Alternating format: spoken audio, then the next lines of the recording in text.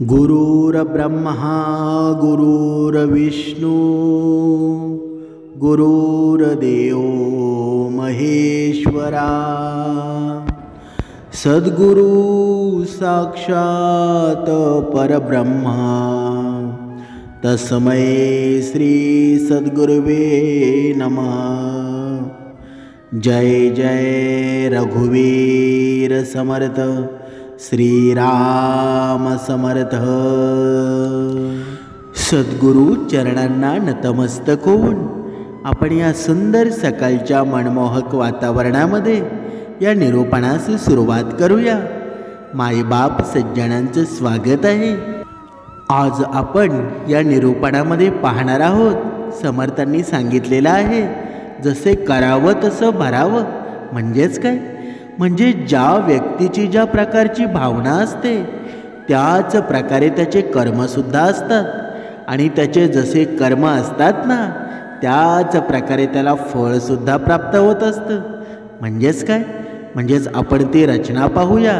तुम्ही तो अभंगसुद्धा ऐकलेला असेल। जगी जीवनाचे सार घ्यावे जाणून सत्वर, जैसे ज्याचे कर्म तैसे फळ देतो रे ईश्वर। समर्थांनी या मनुष्य देहाला सांगितलेलं आहे, जसे तुम्ही कर्म कराल ना त्याच पद्धतीनं तुम्हाला फळ मिळणार आहे। मग आपण मनुष्याने, प्रत्येक जीवाने कर्म कसे करायला हवे बरं? समर्थांनी सांगितलंच आहे ना, ज्या पद्धतीने तुमचं वागणं असेल, ज्या पद्धतीने तुमचं बोलणं असेल, ज्या पद्धतीने तुमचे विचार असतील, त्या पद्धतीनं परमेश्वरसुद्धा तुम्हाला फळ देत असतो। म्हणून समर्थांनी सांगितलेलं आहे, तुम्हाला जर श्रीमंत व्हायचं असेल ना तर दुसऱ्याला दान करायला शिका। तुम्हाला जर समाधानी व्हायचं असेल ना तर दुसऱ्याच्या जीवनामध्ये सुख पाहायला शिका।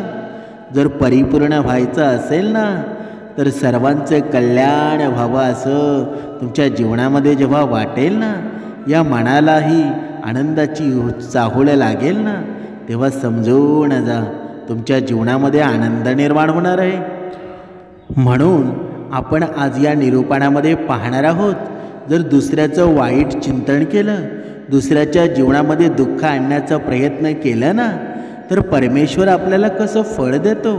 आणि जर आपलं व्यक्तिमत्व चांगलं असेल, जर आपण सुंदर बनण्याचा प्रयत्न केला ना तर आपल्याला परमेश्वर फळ कसं देत असतो ते आपण या निरूपणामध्ये पाहणार आहोत। एका उदाहरणाद्वारे आपण स्पष्ट करूया। एका नगरामध्ये एक राजा राहत होता, आणि जेव्हा काळानुसार राजा होता ना तो हळूहळू वयोवृद्ध होत चालला होता। वयोवृद्ध म्हणजे म्हातारा होत चालला होता। जेव्हा त्याच्या ज्या राण्या होत्या ना त्या त्याचा तिरस्कार करू लागल्या। राजा राणीचा हा तिरस्कार सहन करू शकत नव्हता, कारण त्यामुळं तो नेहमीच काळजीमध्ये असायचा। एके दिवशी त्याने त्याच्या वैद्याला बोलावलं, आणि राजा वैद्याला म्हणाला, हे वैद्यराज, तुम्ही अशा प्रकारे एखादा औषध निर्माण करू शकता का, जे माझं हरवलेलं तारुण्य आहे ना मला परत मिळवून देऊ शकेल? वैद्य विचार करू लागला की हा राजा तर खूपच मोठा मूर्ख दिसत आहे। हा पुन्हा तरुण होऊ इच्छित आहे। याला हे माहीत नाही का की या जगामध्ये व्यक्ती एकदा वृद्ध झाला ना की तो पुन्हा तरुण होऊ शकत नाही। आणि हा मला असं सांगत आहे ना की मला असं औषध बनवून द्या, ज्यामुळं माझं हरवलेलं तारुण्य आहे ना मला परत मिळू शकेल। हा राजा इतका मूर्ख आहे, मग याच्याकडून पैसे काढून घेणं काही मोठी गोष्ट नाही। म्हणूनच मी अशी काहीतरी युक्ती चालवतो ज्याद्वारे हा राजा आहे ना माझ्याच चालीमध्ये अडकून जाईल। त्या वैद्याच्या मनामध्ये राजाच्या प्रतीची भावना होती ना, ती भावना बिलकुल चांगली नव्हती। तो राजाकडून पैसे लुबाडू इच्छित होता, आणि राजाच्या ज्या मूर्खतेवर त्याला त्याचे राज्यसुद्धा बळकावायचं होतं। वैद्य म्हणाला, हे राजन, असं औषध तर मी तयार करू शकतो, आणि त्या औषधामुळं तुम्हाला पूर्णपणे फायदासुद्धा होईल, परंतु त्यासाठी तुम्हाला मी सांगेल ना, मी सांगत असलेल्या गोष्टी स्वीकाराव्या लागतील, आणि त्या गोष्टींचं पालनसुद्धा करावं लागेल। राजाने विचारलं, कोणत्या गोष्टी आहेत? वैद्य म्हणाला, यासाठी तुम्हाला कमीत कमी 1 वर्ष तळघरामध्ये राहावं लागेल. राजा म्हणाला, हे कशासाठी? वैद्य म्हणाला, जर तुम्ही असे केलेत ना तरच या औषधाचा परिणाम दिसून येईल. जिथे सूर्याचं किरण सुद्धा पोचू शकत नाहीत अशा ठिकाणी तुम्हाला राहावं लागणार आहे आणि तळघर हीच योग्य जागा आहे. वैद्य म्हणाला, जर तुम्हाला तरुण व्हायचं असेल ना, तुम्हाला तुमच्या या म्हातारपणापासून सुटका हवी असेल तर मी जसं सांगत आहे ना तसंच तुम्हाला करावं लागेल. वैद्याचं हे बोलणं ऐकल्यानंतर राजा म्हणाला, ठीक आहे, मी तळघर बनवण्यासाठी माझ्या सैनिकांना आदेश देतो. जेव्हापर्यंत हे जे तळघर बनतो ना तेव्हापर्यंत तुम्ही माझ्यासाठी औषधांची निर्मिती करा. राजाचं हे बोलणं ऐकल्यानंतर वैद्य म्हणू लागला, हे राजन, तळघर तर तुम्ही तयार कराल, परंतु माझी आणखी एक अट आहे, ती सुद्धा तुम्हाला मान्य करावी लागेल. त्या तळघरामध्ये तुम्हाला एकटंच राहावं लागणार आहे. तुमचे जे सेवक आहेत ना तुम्हाला औषध जेवण पुरवतील ना ते सर्व फक्त तळघराच्या दरवाजापर्यंत, बघा दरवाजापर्यंत पोचतील. तळघराच्या दरवाजापर्यंतपासून तर सर्व तुम्हाला स्वतःहून घ्यावं लागेल. जर तुम्हाला ह्या सर्व अटी मान्य असतील ना तरच मी औषध निर्मितीला सुरुवात करतो. राजाने जेव्हा त्या वैद्याचं बोलणं ऐकलं तेव्हा तो त्याच्या अटींवर पूर्णपणे मान्य झाला आणि मनातल्या मनात राजा खुश होऊ लागला की माझे जे हरवलेले तारुण्य आहे ना ते मला परत मिळेल. आणि इकडे वैद्य मनामध्ये विचार करत होता की हा राजा इतका मूर्ख आहे ना की ज्यामुळं मी याच्या जवळील सर्व धन लुबाडून घेईल आणि ह्याचं राज्यसुद्धा बळकावून टाकेल. कारण जेव्हा राजा माझ्या सांगण्यानुसार तळघरात जाईल ना तेव्हा राजाचे जे काही कार्य असतील ना ते सर्व माझ्या हिशोबाने चालेल. हाच विचार करून निश्चित रकमेवर वैद्याने राजाला तळघरामध्ये पाठवलं आणि तो वैद्य राजाचे उपचार करण्याचे नाटक करू लागला. वैद्य राजाला म्हणाला, हे राजन, आता काहीच दिवसांनी तुमचे हे म्हातारपण आहे ना ते नष्ट होणार आहे आणि त्यामुळं तुमच्या स्वास्थ्यावर खूप मोठ्या प्रमाणामध्ये प्रभावसुद्धा पडणार आहे. आतापर्यंत तुमची जी त्वचा होती ना ती ढिल्ली पडली आहे, चेहऱ्यावरच्या सुरकुत्या आल्या आहेत, या सर्व जाणारसुद्धा आहेत आणि तुमचं शरीर आहे ना खूपच मजबूत होणार आहे, खूपच बळवान होणार आहे, एका तरुण व्यक्तीमध्ये बदलणार आहे. तुमच्या ज्या राण्या आहेत ना जेव्हा तुम्हाला पाहतील तेव्हा त्या तुम्हाला ओळखूसुद्धा शकणार नाहीत. अशा प्रकारे परिवर्तन तुमच्या शरीरामध्ये होणार आहे. त्या राजासोबत तो वैद्य अशा प्रकारे वागत होता ना जणू तो स्वतः देवच आहे. वैद्यांचं हे बोलणं ऐकल्यानंतर राजा अत्यंत प्रसन्न झाला आणि राजाला म्हणाला, हे वैद्यराज, मला तर हेच हवं आहे. जर माझे हरवलेले तारुण्य मला परत मिळाले ना तर मी तुला तू बोलशील ते बक्षीस देईल आणि इतके धन देईल ना की तुझ्या येणाऱ्या पिढ्या श्रीमंत होऊन जातील. इकडे एका बाजूला तो वैद्य राजाला तरुण बनण्याचं नाटक करत होता तर दुसरीकडे जंगलामधून एक बोगदा बनवून त्या बोगद्याला तळघरापर्यंत सोबत जोडलं आणि त्यानंतर तो वैद्य अशा व्यक्तीला शोधू लागला जो हुबेहूब राजासारखा दिसेल, त्याचा चेहरा पूर्णपणे राजासोबत मिळेल, परंतु तो व्यक्ती तरुण असायला हवा. तेव्हाच एके दिवशी नदीकाठी एक हुबेहूब राजासारखा दिसणारा व्यक्ती त्या वैद्याला दिसतो. वैद्याला जसा माणूस हवा होता ना अगदी तसाच तो माणूस होता. त्या माणसाचा चेहरा होता ना पूर्णपणे राजासारखाच होता. वैद्य त्या व्यक्तीजवळ पोचला आणि म्हणू लागला, हे युवक, असं वाटत आहे की तू या नगरामध्ये पहिल्यांदा आला आहेस का? तू कुठे राहतोस? तू कुठून आला आहेस? तेव्हा तो व्यक्ती म्हणाला, श्रीमान, तुम्ही अगदी योग्य म्हणाला आहात. मी या नगरामध्ये पहिल्यांदाच आलो आहे, परंतु तुम्ही मला हे सर्व का विचारत आहात बरं? वैद्य त्याला म्हणाला, मी तुम्हाला हे सर्व यासाठी विचारत आहे कारण तुम्ही मला तुमचा मित्र समजा. जर तू माझे म्हणणे ऐकलेस ना आणि माझे काम करण्यासाठी तू तयार झालास तर मी तुला एक नगराचा राजा बनवू शकतो. वैद्याचं हे बोलणं त्याने ऐकल्यानंतर तो युवक आश्चर्यचकित झाला. तो म्हणू लागला, तुम्ही हे काय बोलत आहात? तुमचं डोकं ठिकाणावर आहे का? वैद्य म्हणाला, मी जे काही म्हणतोय ना ते मला पूर्णपणे समजत आहे. मी या राज्याचा वैद्य आहे. माझा राजावर खूप प्रभाव आहे.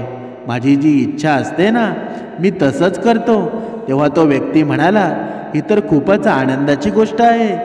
जर तुम्ही इतके प्रभावशाली व्यक्ती आहात ना तर तुम्ही मला राजासुद्धा बनवू शकता. परंतु राजा बनण्यासाठी मला काय करावं लागेल बरं? वैद्य म्हणाला, फक्त काही दिवसांसाठी तुला तळघरामध्ये राहावं लागेल. परंतु जसा तू तळघरातून बाहेर येशील ना तेव्हा सरळ जाऊन राजसिंहासनावर बसायचं आहे. अशा प्रकारे तू या राज्याचा राजा बनशील. वैद्याचं हे बोलणं ऐकल्यानंतर तो व्यक्ती म्हणू लागला, तुमचा हा प्रस्ताव मला स्वीकार आहे. मला सांगा, मला किती दिवस वाट पाहावी लागणार आहे? तेव्हा वैद्य म्हणाला, तुला फक्त काहीच दिवस तळघरामध्ये राहावं लागणार आहे. त्यानंतर तुझी प्रतीक्षा संपेल. खूपच कमी वेळामध्ये तुझी प्रतीक्षासुद्धा संपणार आहे. जास्तीत जास्त फक्त 6 ते 7 दिवस तुला या तळघरामध्ये राहावं लागेल. त्यानंतर माझी जी काही योजना आहे ना त्यानुसार मी कार्य करणार आहे. तो व्यक्ती म्हणाला, ठीक आहे. जवळच एक गाव आहे. त्याच गावाच्या बाहेर एक झोपडी आहे.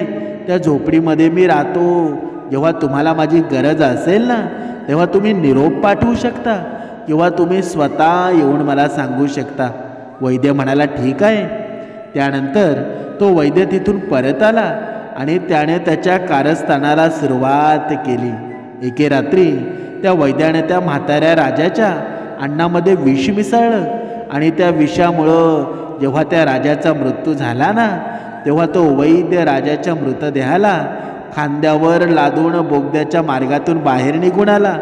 आणि त्यानंतर जंगलामध्ये जाऊन एक मोठी विहीर होती आणि त्या विहिरीमध्ये त्याने त्या मृतदेह फेकून दिला. त्यानंतर त्याच बोगद्याच्या मार्गाने वैद्याने त्या व्यक्तीला त्या तळघरामध्ये आणलं आणि वैद्य त्या युवकाला म्हणाला, काही दिवस तुला इथे दुःख कष्ट सहन करावे लागतील. जशी तुझी दाढी आणि मुशी मोठी होईल ना आणि जेव्हा तू एका राजासारखा दिसू लागशील मी तुला या तळघरामधून बाहेर काढेल आणि थेट राजभवनामध्ये पोचवेल. तू अशा प्रकारे राहा की जणू तू म्हातारपणापासून मुक्ती मिळवून तरुण झाला आहेस. तो व्यक्ती म्हणाला, जर कोणी मला ओळखलं तर?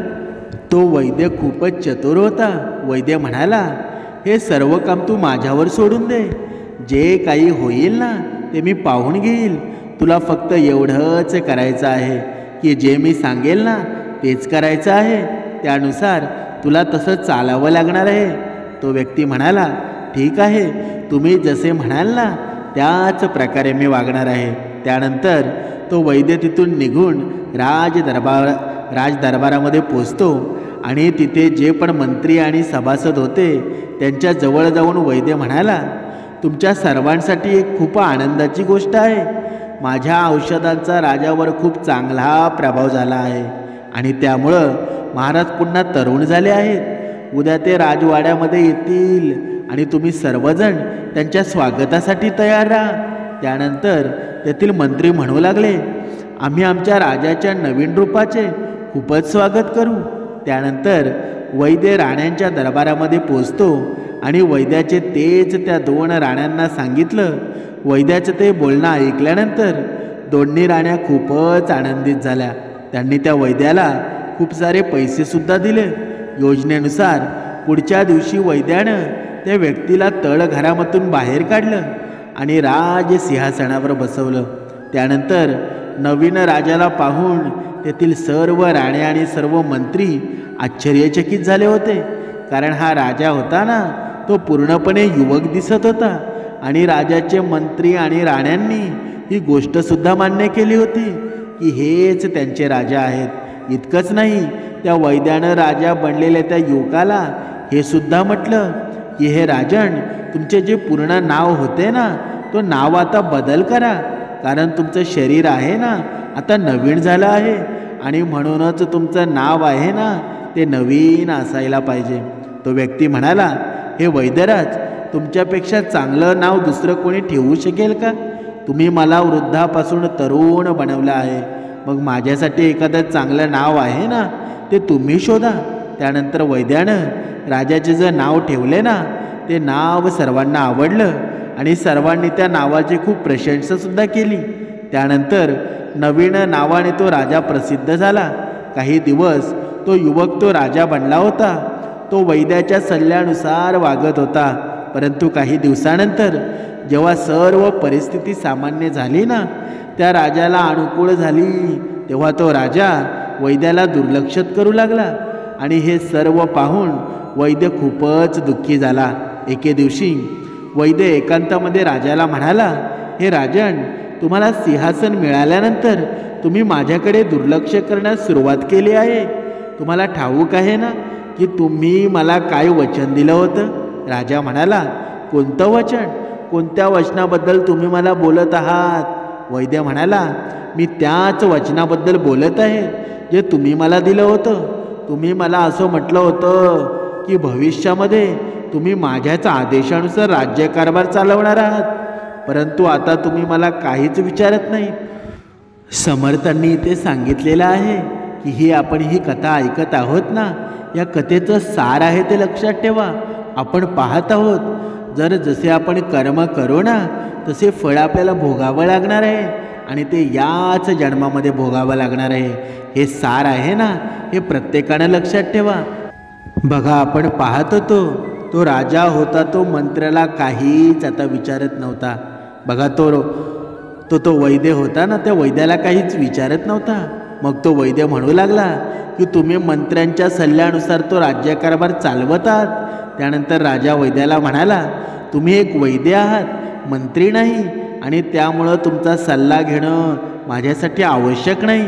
राजाचं हे बोलणं ऐकल्यानंतर वैद्य अत्यंत क्रोधित होतो आणि धमकी देत कडक आवाजामध्ये म्हणतो, हे राजन, तुम्ही हे विसरू नका की या सिंहासनावर मी तुम्हाला बसवलेला आहे. माझ्याच प्रयत्नांमुळं तुम्ही या राजाचे राजा बनला आहात. त्यानंतर सिंहासनावर बसलेल्या त्या व्यक्तीनं, म्हणजेच त्या राजानं म्हटलं, तू हे काय बोलत आहेस? मला सिंहासनावर बसवणारा तू आहेस तरी कोण? हे राजन, सिंहासनावर मी माझ्या पूर्वजन्माच्या कर्मानं प्राप्त केलं आहे.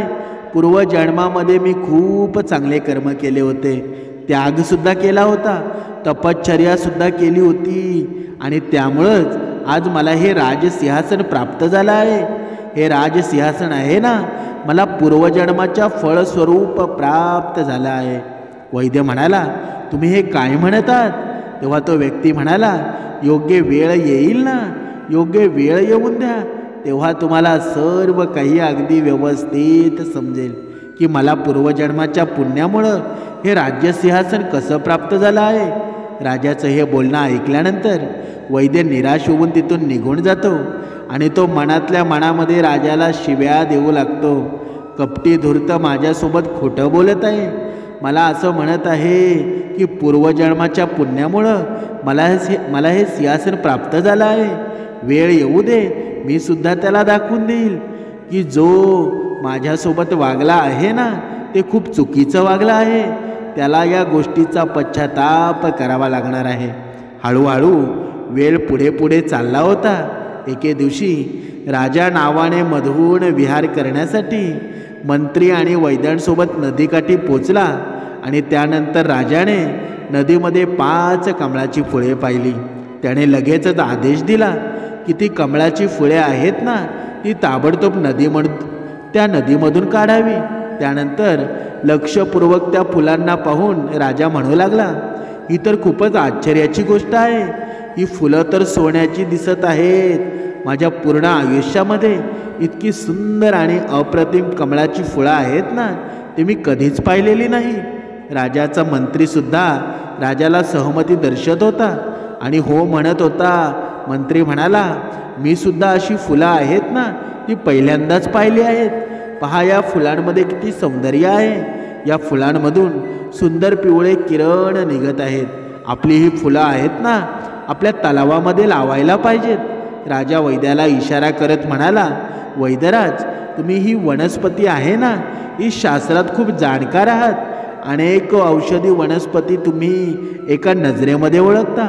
मग तुम्ही जाऊन त्या स्थानाची माहिती काढा जिथून ही फुलं नदीमध्ये वाहत आली आहेत ना, आणि जर शक्य झालं ना या झाडाच्या काही बियासुद्धा घेऊन या. मला हे कमळाचं झाड आहे ना ते माझ्या तलावामध्ये लावायचं आहे.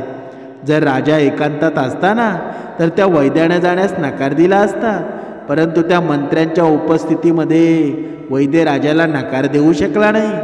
जर त्याने नकार दिला असताना तर त्याच्या सक्षमतेवर प्रश्नचिन्ह निर्माण झाला असता. सर्वांनी असाच विचार केला असता की या वैद्याला वनस्पतीशास्त्राबद्दल काडीचंही ज्ञान नाही. हा वैद्य तर फक्त ढोंगी आहे आणि फक्त मोठमोठ्या गोष्टी करत असतो, त्याला काहीच माहीत नाही. आणि अशा प्रकारे त्याचा हासूसुद्धा होऊ शकला असता. वैद्याने राजाचं म्हणणं ऐकलं आणि वैद्य नदीच्या प्रवाहाच्या विरुद्ध दिशेला चालत चालत नदीच्या उगम स्थानावर पोचतो. तिथे त्यानं एक खूपच सुंदर मंदिर पाहिलं आणि त्या मंदिराचा बराचसा भाग उद्ध्वस्तसुद्धा झालेला होता.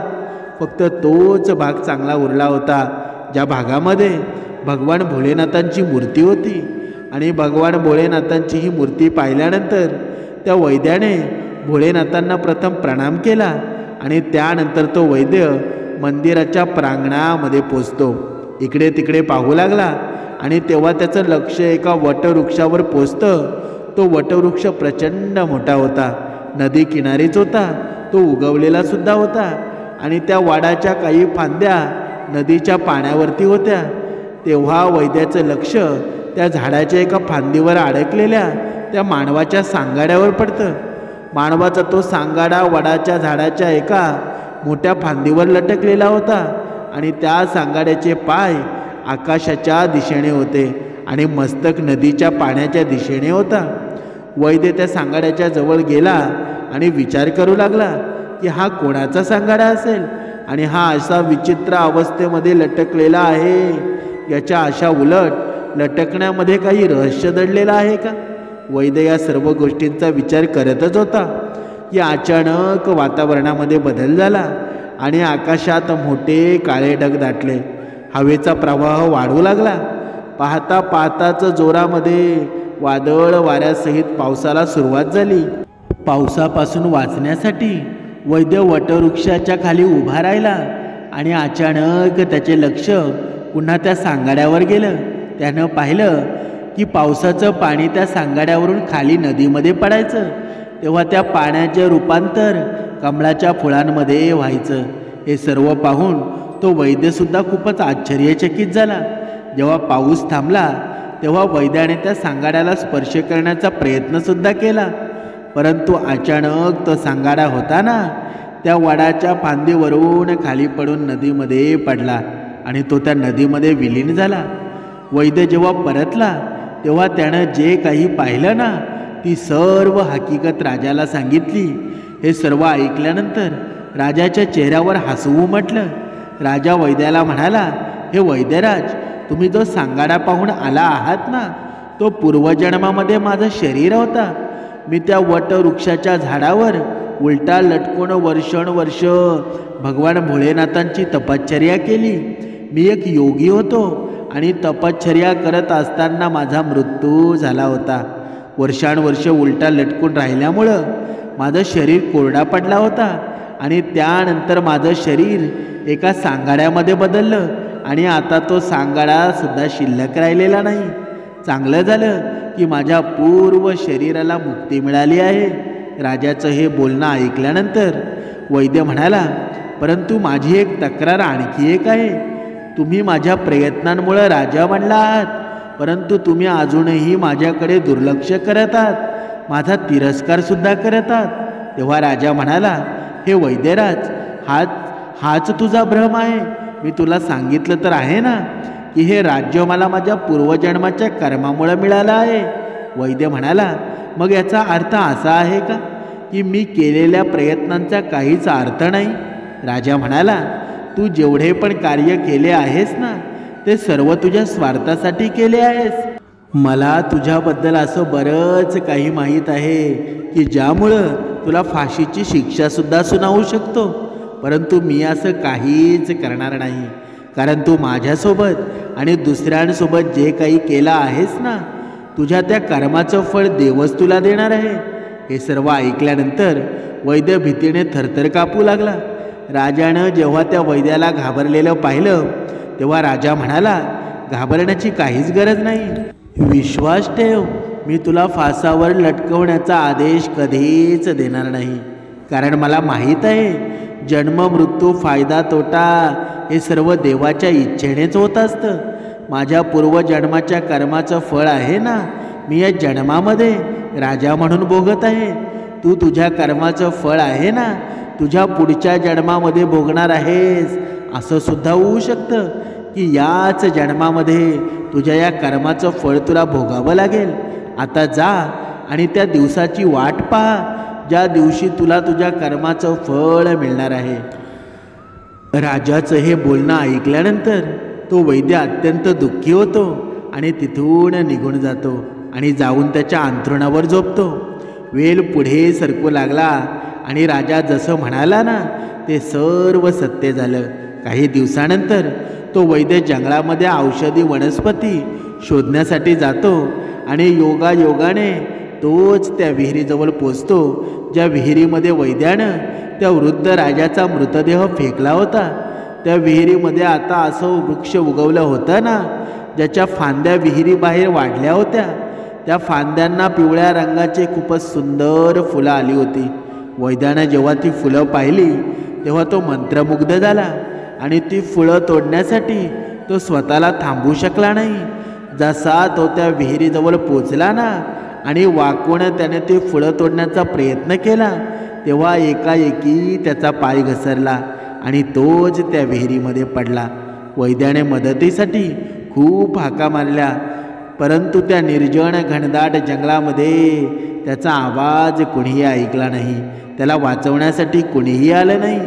म्हणजेच काय, वैद्य त्या विहिरीमध्ये तडपडून तडपडून मरून गेला. बघा, मनुष्याला त्याच्या चांगल्या कर्माचं फळ आहे ना किंवा वाईट कर्माचं फळ आहे ते एक ना एक दिवस भोगावंच लागतं. म्हणूनच प्रत्येक व्यक्तीने त्याच्या आयुष्यामध्ये नेहमीच चांगलं वागलं पाहिजे. त्यानं कधीही दुसऱ्यांबद्दल वाईट विचार करू नये आणि दुसऱ्यांसोबत कधीही वाईटसुद्धा वागू नये. त्याचबरोबर कुणाला दुःख देऊन रडवू नये. जो मनुष्य ज्याच्या आयुष्यामध्ये एक खरा बनवून जगत असतो ना, तो नेहमी त्याचा विजय होत असतो. म्हणून समर्थांनी सांगितलेलंच आहे ना की मनुष्याने नेहमी सत्कर्म करायला हवे. मनुष्याने नेहमी त्याच्या आईवडिलांची सेवा करायला हवी. आईवडील जेव्हा म्हातारे होतात ना तेव्हा नेहमी त्यांची काळजी घ्यायला हवी. जी मुलं त्यांच्या म्हाताऱ्या आईवडिलांना त्रास देत असतात ना, त्यांना सतावत असतात, म्हाताऱ्या आईवडिलांचा वेळोवेळी अपमान करत असतात ना, त्यांना मान सन्मान देत नाहीत ना, अशा मुलांना नरकाचं स्थान असतं ना ते 100% निश्चित असतं. अशा मुलांना नरकामधील वैतरणा नदीमध्ये टाकलं जातं. आता तुम्ही म्हणत असाल की ही वैतरणी नदी कोण आहे? ही वैतरणी नदी आहे ना, त्या नदीमध्ये रक्तासारखं पाणी असतं, लाल बुंद पाणी असतं आणि त्या नदीमध्ये ज्वालामुखीसारखं उकळतं पाणी असतं. अशा प्रकारे जे आईवडिलांचा मान सन्मान ठेवत नाहीत ना, त्यांना नेहमी त्रास देत असतात ना, त्यांना कष्ट देत असतात, अशा लोकांना नरकामध्ये अनेक प्रकारचे कष्ट भोगावे लागतात. म्हणूनच नेहमी आईवडिलांची काळजी घ्या आणि त्यांना कोणत्याही प्रकारचे कष्ट त्रास होणार नाही ना, याकडे सर्वांनी लक्ष द्या. म्हणजे वृद्धापकाळामध्ये या मनुष्याच्या स्वभावामध्ये बदल होत असतो. त्यामुळं मुलांनी त्यांच्या त्या स्वभावाला समजून घ्या.